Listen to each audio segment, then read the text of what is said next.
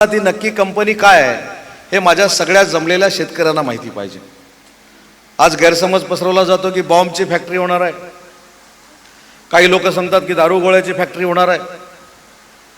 खरं तर मला असं वाटतं की या सगळ्या परिसरातले लोकही सुज्ञ आहेत, शिक्षित लोक आहेत। आता मला सरपंच सांगत होते की वाटतमध्ये 40% घरं रिकामी आहेत, 40% लोक मुंबईला नोकरीला जातात आणि 40% लोक जर मुंबईला नोकरीला जात असतील, आपल्या आई वडिलांच्या समोर नोकरी करत नसतील, तर आपल्या आई वडिलांच्या समोर नोकरी करावी म्हणून प्रदूषण विरहित कारखाना जर मी वाटतला आणत असेल तर मी काय चूक करतोय हे मला आपल्या सगळ्यांना विचारायचं आहे। काकांनी अजून एक आंदोलन केलं होतं, त्या आंदोलनामध्ये काका सामील झाले होते, ते म्हणजे स्टरलाइटच्या विरोधातलं आंदोलन। स्टरलाइटच्या विरोधातलं आंदोलन का झालं तर स्टरलाइट ही केमिकल फॅक्टरी होती, त्याच्यानं रासायनिक पदार्थ तयार होणार होते आणि हे रासायनिक पदार्थ जर आपल्यापर्यंत पोचले असते तर आपला कायापालट होण्यापेक्षा आपल्यामध्ये कुठेतरी प्रदूषण असेल, दुर्गंधी असेल किंवा या रासायनिक पदार्थाचे परिणाम आपल्या सगळ्या आयुष्यावर झाले असते। पण काका मला समाधान वाटतं की जे आंदोलन तुम्ही सगळ्यांनी केलं होतं, इथं उल्हासराव घोसाळकरांचं देखील नाव मला प्रामुख्याने घेतलं पाहिजे की स्टरलाइटच्या विरोधामध्ये त्यांनी देखील आंदोलनामध्ये पुढाकार घेतला होता। पण तुम्ही केलेलं यशस्वी आंदोलन, त्या जागेवर आज देशातला पहिला सेमीकंडक्टरचा कारखाना आणण्यामध्ये मी यशस्वी झालो आणि त्याच्यातनं 20,000 मुलांना आज रोजगार मिळणार आहे। मग आता तो रोजगार आणण्यासाठी मी कंपनी आणली, हे काय मी पाप केलं नाही। तसे या वाटतच्या परिसरामध्ये जो कारखाना येतोय तो कसला कारखाना येतोय हे देखील आपल्या सगळ्यांना माहिती असलं पाहिजे। आज कारगिल दिनाचा उल्लेख अनेकांनी इथं केला, ज्या सैन्याबद्दल आपल्याला अभिमान आहे, ज्या सैन्याच्या जीवावर आपण सुखरूप झोपतो, ज्या सैन्याच्या ताकदीवर आपण बाजारपेठांमधून सुखरूप फिरतो, ज्या सैन्याच्या ताकदीवर आपली मुलं शिकायला मुंबईला जातात, नोकरीला मुंबईला जातात, त्या सैन्यासाठी शस्त्र बनवणारा हा कारखाना आहे। आणि कसली शस्त्र बनवणार आहेत? मला आठवतं जे आज आंदोलन करतायत त्यांनी माझी एक मिरवण्यामध्ये मीटिंग लावली होती। मिरवण्यातल्या लोकांना हा कारखाना कशा पद्धतीचा आहे हे मी सांगावं म्हणून एका देवळामध्ये मीटिंग लावली होती आणि त्या मीटिंगमध्ये मी हा कारखाना कसला आहे हे तिथल्या लोकांना पटवून दिलं होतं आणि त्या लोकांनी मला बिनशर्त पाठिंबा दिला होता। हा कारखाना कसला आहे? आज आपल्या सगळ्यांच्या आशीर्वादानं राज्याचा उद्योगमंत्री म्हणून काम करत असताना मला सरकारनं झेड सिक्युरिटी दिलेली आहे। झेड सिक्युरिटीमध्ये माझ्याबरोबर सगळे पोलीस असतात, आज देखील माझ्याबरोबर पोलीस आहेत। आज ज्यांच्या हातामध्ये ही बंदूक आहे, ही बंदूक आज आपल्या वाटतमध्ये बनणार आहे। जी सैन्याच्या हातामध्ये बंदूक असणार आहे ती आपल्या वाटतमध्ये बनणार आहे। पाकिस्तानला हरवण्यासाठी जे शस्त्र माझ्या हातामध्ये असणार आहे, जे सैन्याच्या हातामध्ये असणार आहे, ते माझ्या वाटत MIDC मध्ये बनणार आहे। हा अभिमानाची बाब आपल्या सगळ्यांना असली पाहिजे। कोणी सांगितलं दारू गोळा करणार आहेत, कोणी सांगितलं अजून काय करणार आहेत। काका मी कधीतरी आमच्या आरो मॅडम इथं आलेले आहेत, त्यांना कधीतरी तुम्हाला मी भेटायला पाठवतो। जे आज आरोप प्रत्यारोप करतायत, आज जे काय MIDC होऊ देणार नाही, फिरू देणार नाही अशा वल्गना करतायत, ती लोक आमच्या आरो मॅडमला काय सांगत होती हे देखील कधीतरी जनतेसमोर आलं पाहिजे। ही सगळी लोक माझ्याबरोबर असताना मला काय सांगत होती हे देखील माझ्या महिला भगिनींसमोर आलं पाहिजे। आणि म्हणून मी सगळ्या शेतकऱ्यांना मनापासून धन्यवाद देतो। मी व्यासपीठावर येत असताना देखील आप्पा हे सांगितलं की माझ्या गाडीतले प्रतिनिधी म्हणून बंड्याशेठ साळवी फक्त व्यासपीठावर बसतील, बाकी सगळे शेतकरी असतील। आज माझ्या पक्षाचा एकही कार्यकर्ता व्यासपीठावर बसलेला नाही, सगळेच्या सगळे शेतकरी आहेत हे देखील मला काही लोकांना सांगितलं पाहिजे। आज व्यापाऱ्यांनी पाठिंबा दिला, व्यापाऱ्यांनी पाठिंबा देत असताना माझ्याकडनं माहिती घेतली की या कारखाना कसला होणार आहे। आज मला हे सांगा की माझ्या सैनिकामधला एक माणूस किंवा सैनिक ज्यावेळी माझ्या भारताच्या सीमेवर आपल्या वाटतमधल्या बंदुकीला घेऊन समोरच्याचा सामना करत असेल, मला तर अभिमान वाटणार आहे, तुम्हाला देखील अभिमान वाटला पाहिजे। आणि तो अभिमान वाटणारा कारखाना हा माझ्या देशप्रेमासाठी या वाटत परिसरामध्ये येतोय म्हणून काही लोकांना विरोध करायचा आहे। विरोध लोक करतात त्या असीम सरोदे साहेबांची देखील माझी चर्चा झाली, ते अतिशय चांगलं प्रसिद्ध वकील देखील आहेत। मी त्यांचे मनापासून धन्यवाद देतो। आज या व्यासपीठावरनं त्यांनी भाषण करत असताना 4 वेळा भाषणाबंद सांगितलं की तुमची जर काही शंका असेल तर तुमच्या तालुक्याचा आमदार हा राज्याचा उद्योगमंत्री आहे, त्याच्याकडे जाऊन बसा, शंकांचं निरसन करा आणि जर खरोखरच काही अन्यायकारक असेल तर मी तुमच्यासोबत आहे. त्याच्यानंतर मी देखील त्यांच्याशी चर्चा केली आणि चर्चा करून हे देखील सांगितलं की सरोदे साहेब, जे सातबारे आहेत ते काय माझे नाहीत, ते शेतकऱ्यांचे सातबारे आहेत. त्या सातबाऱ्याला बाकीच्यांपेक्षा चांगला न्याय मिळाला पाहिजे, ही भूमिका उद्योगमंत्री म्हणून माझी राहणार आहे. काही लोकांनी आवई उठवली, मंदिरं घेणार आहेत. आज मी काका तुमच्या साक्षीनं सांगतो की MIDC करत असताना ना वाघजाईचं मंदिर घेणार आणि दुसरं कुठचे देवीचं मंदिर आहे, ना कालकाईचं मंदिर घेणार. कुठच्याही मंदिराला या परिसरातल्या कुठचंही मंदिर असेल, मशीद असेल, धार्मिक स्थळ असेल, ते एकही MIDC घेणार नाही. हा उद्योगमंत्री म्हणून आपला दिलेला शब्द आहे. एकही घर कोणाचं घेणार नाही, हा देखील मी दिलेला शब्द आहे. शेतीची जमीन काठावरची कोणाचीही घेतली जाणार नाही, हा देखील उद्योगमंत्री म्हणून माझा शब्द आहे. आणि हे देखील सांगतो की महाराष्ट्रातला सगळ्यात जास्त जमिनीला भाव जर कुठे असेल तर तो वाटत MIDC मध्ये असेल, दुसरा कुठेही असणार नाही, हा देखील उद्योगमंत्री म्हणून माझा शब्द आहे. रोजगाराच्या बाबतीमध्ये तर MOU, बाळासाहेब म्हणाले MOU, तुमचा उद्योगमंत्री MOUच्या पलीकडचा एवढं लक्षात ठेवा. ज्यावेळी एखादी कंपनी दिलेली कमिटमेंट पूर्ण करत नाही, त्या महाराष्ट्रातल्या कंपन्या बंद करण्याचं देखील काम माझ्यासारख्या उद्योगमंत्र्यांनी केलेलं आहे. त्याच्यामुळे शेतकरी हा माझा केंद्रबिंदू आहे, त्याचा गैरसमज होऊ नये म्हणून आज राज्याचा उद्योगमंत्री म्हणून मी इथं आलेलो आहे. काय चाललंय वाटतमध्ये? जे लोक समर्थन करत होते, जे लोक आमच्या आरोग्याकडे जाऊन काही व्यवहाराची भाषा करत होते, जे लोक व्यासपीठावर बसून पोलिसांकडनं आंदोलन करणारा मारा म्हणून सांगत होते, ते आज सगळे या MIDCचे विरोधक आहेत. ठीक आहे, मला त्यांना नाव घेऊन मोठं करायचं नाही, पण मला आपल्या सगळ्यांना विनंती करायची आणि विशेषतः महिला भगिनींना एक प्रश्न विचारायचा आहे. आज 40% वाटत गावातली घरं बंद आहेत, तुमची मुलं आज मुंबईला आहेत, पण माझ्यासारख्या तुमच्या घरातल्या माणसानं जर तुमच्या मुलाला तुमच्या घरासमोरच नोकरी दिली तर तुमचा विरोध असणार काय, हे मला महिला भगिनींना विचारायचं आहे. विरोध असणार आहे? मोठ्यानं सांगा ना. तुमची मुलं तुमच्या समोरच नोकरीला जर लागली, तुमच्या समोरच तुमच्या मुलांना 1 लाख 2 लाख रुपये पगार मिळाला, ते मुंबईला न जाता तुमच्या घरातच रोज रात्री येऊन तुमच्या बरोबर गप्पा मारायला लागले, हा प्रसंग तुमच्या आयुष्यात आवश्यक आहे की नाही हे देखील माझ्या महिला भगिनींनी ठरवलं पाहिजे. त्याच्यामुळे उगाच नाहक काहीतरी वेगवेगळ्या गोष्टी सांगायच्या. कोणीतरी सांगितलं की आंब्यावर प्रक्रिया करणारे उद्योग आणा. आता आंब्यावर प्रक्रिया करणारे उद्योग या तालुक्यामध्ये किती आहेत काही लोकांना कदाचित माहिती नसतील, पण त्याच आंब्याला ब्रिटनमध्ये इम्पोर्ट ड्युटी माफ करण्याचं काम माझ्या सरकारनं केला. काका, हे माझ्यासाठी अभिमानाची गोष्ट आहे. फणसासाठी केलं, माशासाठी केलं आणि छोट्या छोट्या उद्योगांसाठी केलं.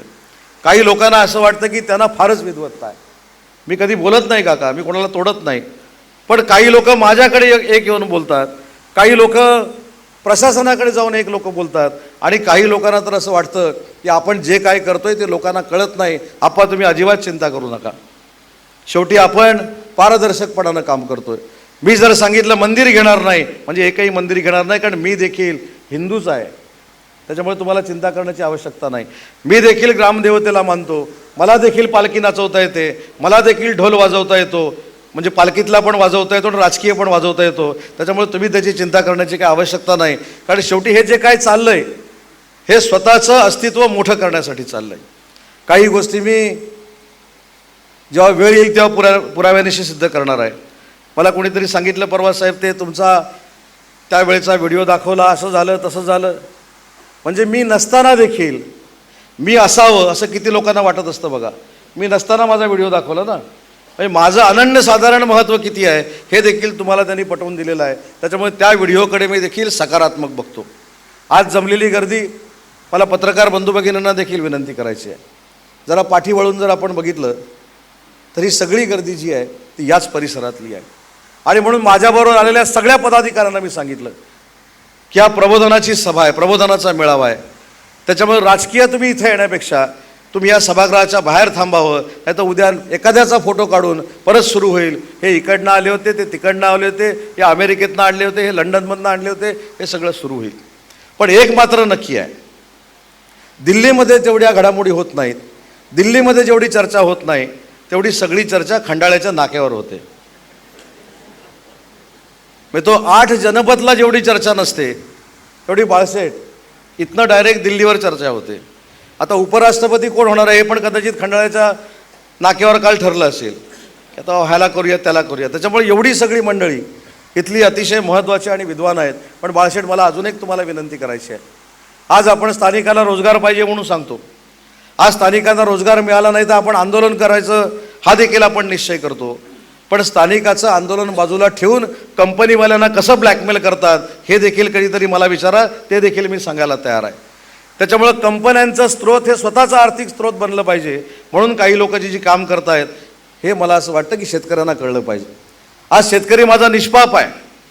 शेतकऱ्यांच्या घरामध्ये गेल्यानंतर शेतकऱ्यांना काहीतरी खोटं नाटं सांगितल्यानंतर आपल्याला असं वाटत असेल की कंपनी कशाला पाहिजे.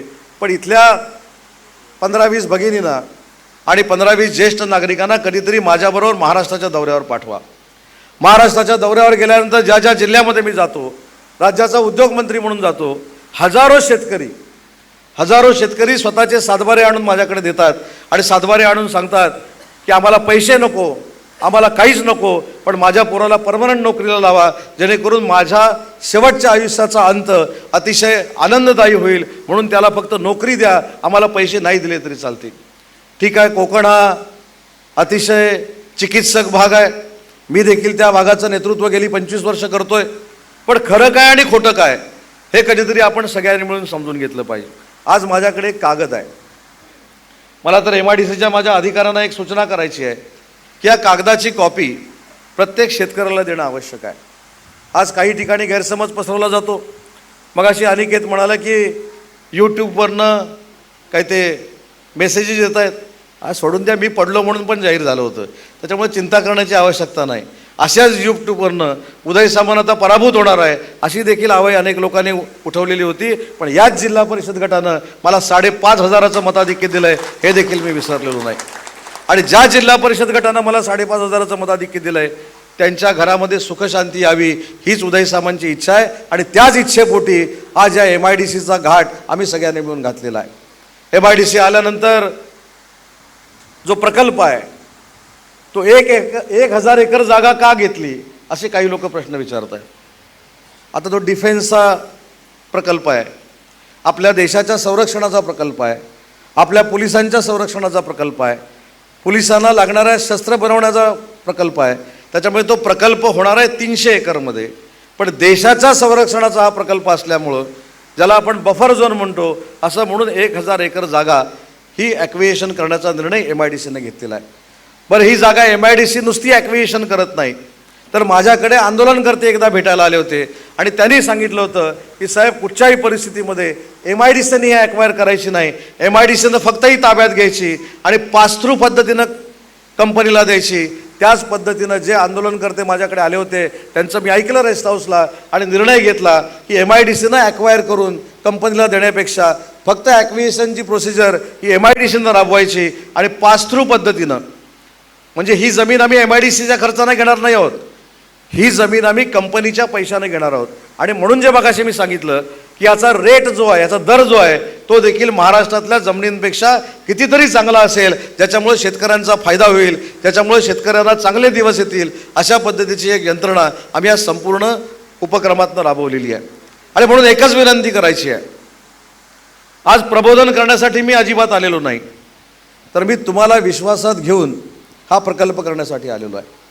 जरी विरोधामध्ये आंदोलन झालं असलं तरी ते काय माझे पारंपरिक वैरी नाही आहेत.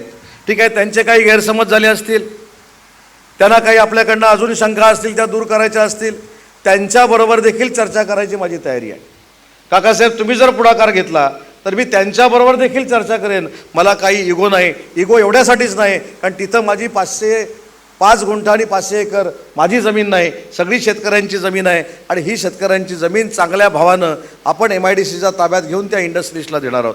त्याच्यामुळे त्यांनी विरोध केला म्हणून त्यांच्याबरोबर बोलायचंच नाही ही माझी भूमिका नाही. मला तर माझ्या पोलीस अधीक्षकांना धन्यवाद दिले पाहिजेत. ज्यांनी आंदोलन केलं त्यांच्या घरी देखील ते जाऊन आले. मी त्यांना सांगू शकलो असतो की माझ्या सभेच्या वेळी हे कदाचित आंदोलन करू शकतात म्हणून कसली ती नोटीस द्या आणि 1 रात्र आत ठेवा. मी सांगितलं नाही. मी उलट SPनी ज्यावेळी मला विचारलं त्यावेळी पोलीस अधीक्षकांना सांगितलं की तुमचा चांगला उपक्रम आहे, तुमच्या जाण्यानं आंदोलकांची तीव्रता जर कमी होणार असेल, आंदोलक जर चर्चा करण्याला तयार होणार असतील तर मी चर्चा करायला तयार आहे, हे देखील मी माझ्या पोलीस अधीक्षकांना सांगितलं. त्याच्यामुळे चर्चेला सगळी दारं खुली आहेत, 24 तास खुली आहेत. त्याच्यामुळे कोणाचा जर गैरसमज होत असेल कोणाचा जर गैरसमज करून देण्यात आलेला असेल तर त्यांचा देखील गैरसमज मी दूर करायला तयार आहे. काही लोकांनी काल मला विचारलं अनिल अंबानींची परिस्थिती वाईट आहे. अरे बाबा, आपल्याला काय करायचं? अनिल अंबानीची परिस्थिती वाईट आहे, मुकेश अंबानींची परिस्थिती वाईट आहे म्हणून मग असं मी सांगितलं आपण इथनं कुठं पण चर्चा करू शकतो. म्हटलं त्यांची परिस्थिती वाईट असेल आणि त्यांनी जर ठरलेल्या कालावधीमध्ये ही जमीन घेऊन प्रकल्प नाही सुरू केला तर वेगळा पर्याय आपण काढू शकतो. त्याच्यामुळे शेतकऱ्यांवर अन्याय होणार नाही ही उद्योग विभागाची आमची भूमिका आहे. आणि पुन्हा एकदा सांगतो की जे कोण विरोधामध्ये आहेत त्यांची देखील समजूत काढायला कोणी जर पुढाकार घेतला तर त्यांच्यासोबत उद्योगमंत्री म्हणून किंबहुना या तालुक्याचा आमदार म्हणून त्यांच्याशी बोलायची देखील माझी तयारी आहे. पण शेतकऱ्यांनाच विश्वासात घेऊन हा आम्हाला प्रकल्प करायचा आहे. कुठच्याही शेतकऱ्यांवर हा प्रकल्प लादायचा नाही, कुठेही जबरदस्ती करायची नाही, शेतकऱ्यांवर दांडेशाही करायची नाही, तर शेतकऱ्यांना विश्वासात घेऊन माझ्या घरच्या लोकांना विश्वासात घेऊन हा प्रकल्प आपल्याला करायचा आहे. आणि हीच समजूत काढण्यासाठी किंवा हे प्रबोधन करण्यासाठी आज या बैठकीच्या निमित्तानं इथं मी आलेलो आहे. आज मी येताना काही चर्चा गाडीमध्ये करत होतो की विरोध कशामुळे होतो, समर्थन कशामुळे होतं. आज आपल्याकडे अजून एक प्रकल्प येतो आहे. जे काकांनी सांगितलं की आता टप्प्याटप्प्यानं काही प्रकल्प झाले पाहिजेत. निवेंडीमध्ये RRP नावाची एक कंपनी आहे जी मराठी माणसाची कंपनी आहे. चोडणकर नावाचे त्याचे मालक आहेत. त्यांनी देखील संकल्प केलेला आहे की आपण जे सोलार पॅनल लावतो त्या सोलार पॅनलमध्ये जे सेल असतात ते सेल बनवण्याची फॅक्टरी आज आपल्या रत्नागिरीमध्ये व्हायला निश्चित झाले. त्याच्यासाठी ते 1,500 कोटी रुपये खर्च करत आहेत. आणि तेच त्याच्या बाजूला 100 एकरमध्ये जे आपण पुलवामा ना कुठचा परवाचा पुलवामामध्ये जो हल्ला झाला तो हल्ला परतवताना ज्या ड्रोनचा वापर केला गेला युद्धामध्ये ते ड्रोन बनवण्याचा कारखाना देखील निवेंडीमध्ये आणतायत. आता तो ड्रोन बनवण्यामुळं तो काही दारुगोळा होऊ शकत नाही. आपल्या देशाच्या संरक्षणासाठी जे ड्रोन बनवले जातील ते देखील आता रत्नागिरीमध्ये बनवले जाणार आहेत, आपल्या निवेंडीमध्ये बनवले जाणार आहेत. तो देखील 3,000 कोटीचा प्रकल्प आहे. अजूनपर्यंत माझ्या लक्षात आलं नाही की देशाचं संरक्षण करणारे प्रकल्प जर आपल्याकडे येत असतील आणि देशाचे प्रकल्प करणाऱ्या संरक्षणातनं आर्थिक उन्नती माझ्या युवकांची जर होत असेल तर आपण त्याला विरोध का करतो. मगाशी मी बंदुकींचा किस्सा सांगितला. मी ज्यावेळी या सगळ्या मॅनेजमेंटबरोबर बोललो त्यांना विचारलं बा सगळ्या बंदुका तयार करायच्यात बरोबर आहे पण हे लेथ कुठनं आणणार तुम्ही.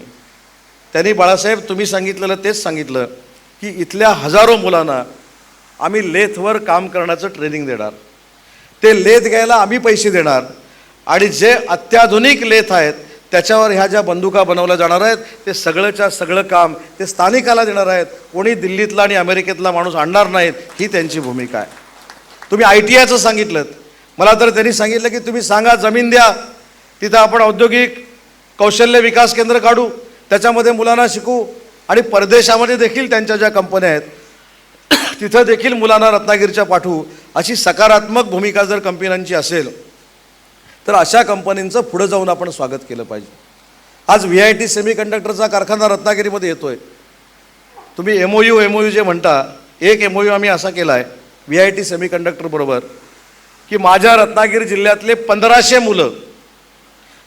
मुले त्यांनी परदेशामध्ये फुकट घेऊन जायची आणि 1,500 मुलांना सेमीकंडक्टरचं ट्रेनिंग देऊन फुकट इकडं आणायचा असा देशातला पहिला MOU करणारा तुमचा उद्योगमंत्री आहे.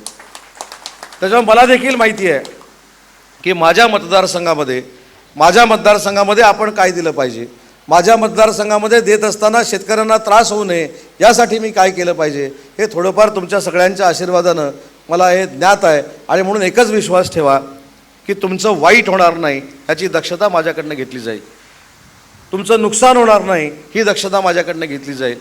तुमच्या कुठेही मिळकतीचा फायदा घेऊन शासनाचा नुकसान करून किंवा शासनाला फसवून स्वतःच्या उन्नतीकडे उदय सामान जाणार नाही हा देखील मी तुम्हाला शब्द देतो. पण हा प्रकल्प आल्यानंतर 4 वर्षानंतर तुम्ही मला सांगाल की या वाटतच्या परिसरामध्ये एवढी मोठी औद्योगिक क्रांती झाली की त्या औद्योगिक क्रांतीचं नाव आदरानं दिल्लीमध्ये घेतलं जातं, आदरानं परदेशामध्ये घेतलं जातं.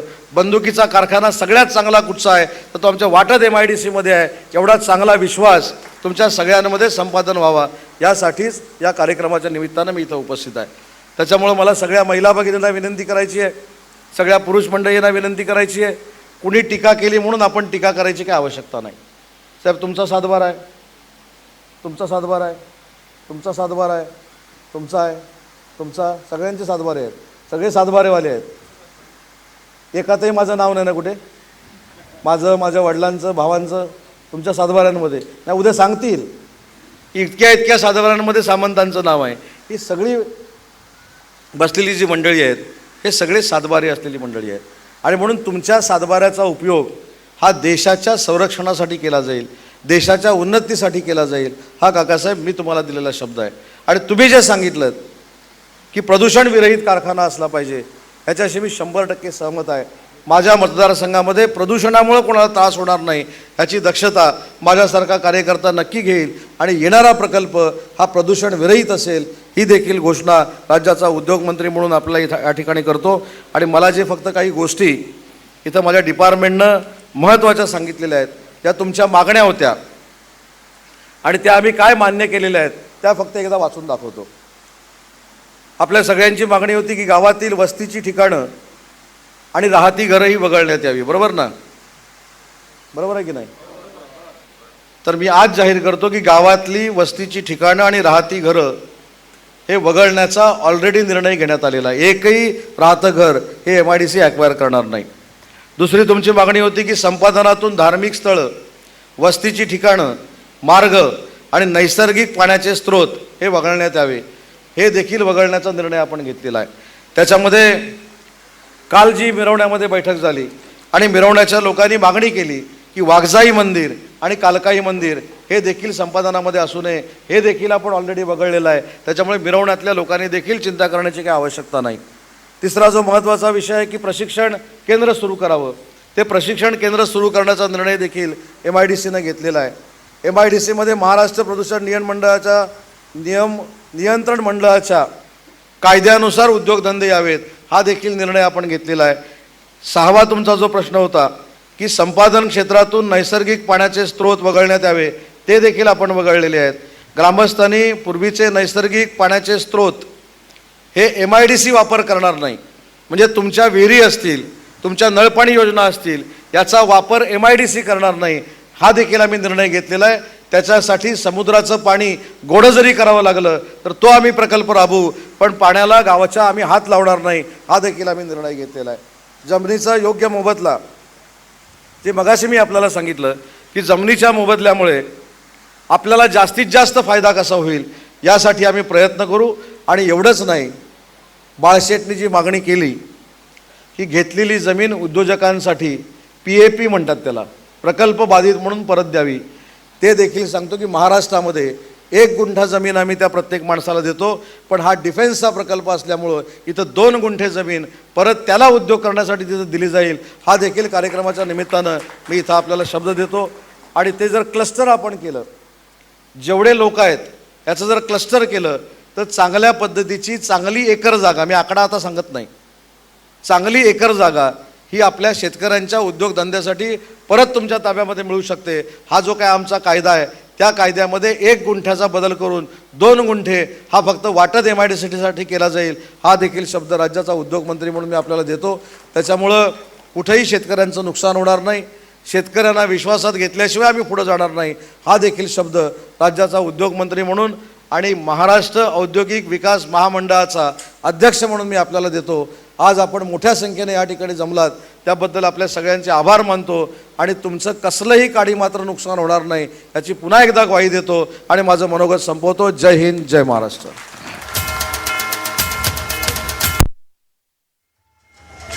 धन्यवाद साहेब. या ठिकाणी आपल्या पाटण MIDC प्रकल्पाला समर्थनाचं पत्र ज्या ठिकाणी आणलेलं आहे त्याने मात्र पुढे यायचंय. लोकनेते शामरावजी पेजे, सामाजिक शैक्षणिक संस्था, माननीय संजय शितप, सुजित कुलकर्णी, नंतर पटकन यायचं आहे. त्यानंतर 22 कडे लोकांनी जरा बसून यायचे. 22 कडे सर्व आपले जे शेतकरी बंधू आहेत त्यांना एक विनंती आहे की आम्ही सर्व शेतकरी बंधूंनी या ठिकाणी त्यांना त्या अनुषंगाने या ठिकाणी अल्पहाराने व्यवस्था केलेली. आमचे स्वयंसेवक आहेत शेतकरी बांधव, त्यांना विनंती की त्यांनी त्यांचा या ठिकाणी अल्पहार जो आणलेला आहे तो त्यांनी करून घ्यायचा आहे. आणि या कार्यक्रमाच्या ठिकाणी आदरणीय उदयजी सामंत साहेब यांना ज्या ज्या आपल्या संस्था आहेत, आपल्या जी मंडळ आहेत यांच्याकडून निवेदन समर्थनाचं मिळालेले लोकनेते शामरावजी पेजे सामाजिक संस्था 22 फेरी उदयन संघ वाटप खंडाळा, भाई जाधव रजत पवार, त्याचबरोबर नौतन मित्र मंडळ खंडाळा त्यांचे अध्यक्ष अभि माडिक, योगेंद्र करंडकर, विवेक वसी, गिरीश माडिक, रत्नाजी जयगरपूर, ट्रान्सपोर्ट युनियन, नीलकुमार केदारी, रामनाथ आढाव, रमेश कीर, जयगड ग्रामस्थ. बरं, जरा एक आपल्या परिसरातले जे सरपंच आहेत या सरपंचांनी सन्माननीय आमदार उदयजी सामंत साहेब यांचा सन्मान या ठिकाणी मगाशी सन्मान व्हायला होता, परंतु त्यांची सर्वांची इच्छा आहे की साहेबांचा या ठिकाणी ते पुष्पाल घालून सन्मान करणार आहे. मी सर्व सरपंचांना विनंती करतो की त्यांनी या ठिकाणी यायचं आहे. सरपंच साहेबांना मी आदेश पावले, अमित माडकर, मी सर्वांना विनंती करतो की या ठिकाणी साहेबांचा या ठिकाणी सन्मान करायचा आहे. त्याचबरोबर सहकार मित्र मंडळाचे अध्यक्ष श्री चंद्राश्वर देवस्थान मिरवणे